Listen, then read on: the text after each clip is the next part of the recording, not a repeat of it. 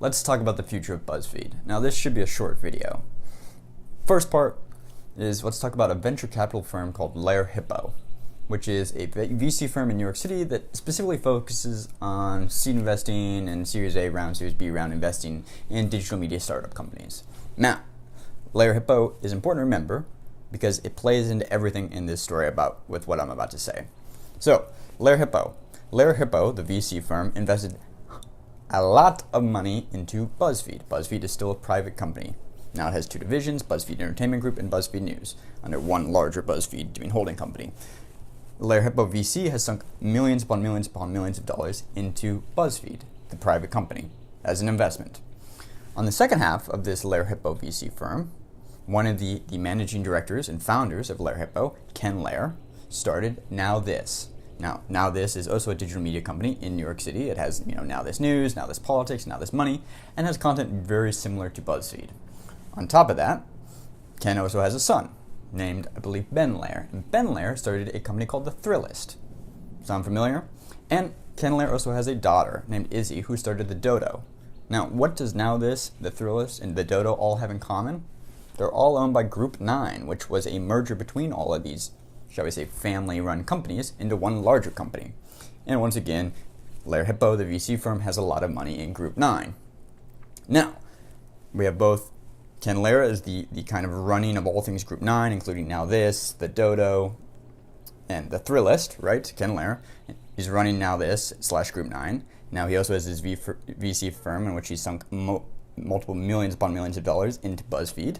Now, with sinking that money into BuzzFeed, Ken Lair, the kind of owner of all things Group 9, also sits on the board of directors of BuzzFeed. Interesting, right? Now, who is the founder of BuzzFeed? Jonah Peretti. Now, Jonah Peretti and Ken Lair actually know each other because they were early on founders of Arianna Huffington's Huffington Post. So they go back a long ways. Thus why probably Ken Lair was willing to invest a lot of money into BuzzFeed very early on. Ken Lair and Jonah Peretti have a close, let's say, networking relationship. Now, let's take a look at BuzzFeed's current struggles. They have stopped raising money entirely and they need to turn a profit. They have about $300 million in revenue, but they're no longer seeking investment now. Maybe they just can't raise any more capital, and at the moment they can't really IPO because their profit margins relative to revenue are not very much. So, given that they can only raise money, right, and they need to turn a profit, what have they done so far? Well, they laid off a lot of people, and there was some talk about a merger. Now, why would they merge? Well, if you merge with another digital media company, if BuzzFeed merged with another digital media company and combine it, they could more competitively compete. That was the stupidest sentence ever. They could more competitively go after larger ad buys, hoping to siphon off some of that money away from Facebook and Google and into a mega digital media publisher of like BuzzFeed and whatever they chose to merge with. Now, what's the logical merger? Group 9, right? Not only do they make similar content as BuzzFeed, they're both invested in by the same VC company, and the head of that VC company sits on the board of directors of BuzzFeed and is the founder of NowThis, right? On top of that, there is the second arm. Remember when I talked about earlier with BuzzFeed and how there's really two companies, BuzzFeed Entertainment Group, which was like the Try Guys and all this stupid little Starbucks video, we tried Starbucks. That classic BuzzFeed, and then there's BuzzFeed News.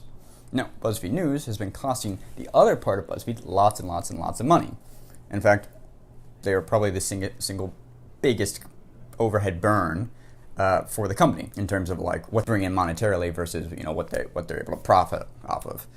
So on top of that, with the most recent element and addition of BuzzFeed News, that half of the company unionizing and the entertainment side not unionizing, I think it then becomes even more crystal clear that as the news side was already unprofitable and now unionizes, making it increasingly more unprofitable and more unyieldy to being able to move quickly within a market, it'll further BuzzFeed's board to find a merger, right? To seek an ability to make higher profits. And the most logical example of that is Group 9. So what do I think will happen in quick summary? BuzzFeed News, now that it's unionized, will be spun off entirely. It'll be sold off either to the Emerson Collective, and if you're not familiar with the Emerson Collective, it's kind of a collection of media publications run by Steve Jobs' wife. For instance, The Atlantic is currently owned by the Emerson Collective. This is what Steve Jobs' wife is doing with all this money, buying media companies. Anyway, It's likely that BuzzFeed News will be spun off to Emerson Collective or some other thing, as it's now trying to unionize, is already costing BuzzFeed Entertainment Group a lot of money and will continue to do so. And then the entertainment side of BuzzFeed will merge with the now this Group 9 media publishing company and create some sort of mega, entertainment digital video company. That's what I think is going to happen. Now, what will happen in 2019? I don't know. But I think that's the most likely lineated future for BuzzFeed and Group 9, is a merger between the entertainment side of BuzzFeed and Group 9, now this, all that together into one company, and BuzzFeed News being sold off. One more interesting tidbit of information is that while BuzzFeed News has unionized, once again, you got to remember that only the news side of the company is unionized and not the entertainment side. While the news side is unionized, BuzzFeed is still delaying recognizing that union fully, perhaps because they want to just sell off the company, or I should say that side of the company. Anyway, those are my thoughts on the future of BuzzFeed and digital media space. Hopefully you learned something interesting or you didn't know. If you want to watch another video, feel free to click around.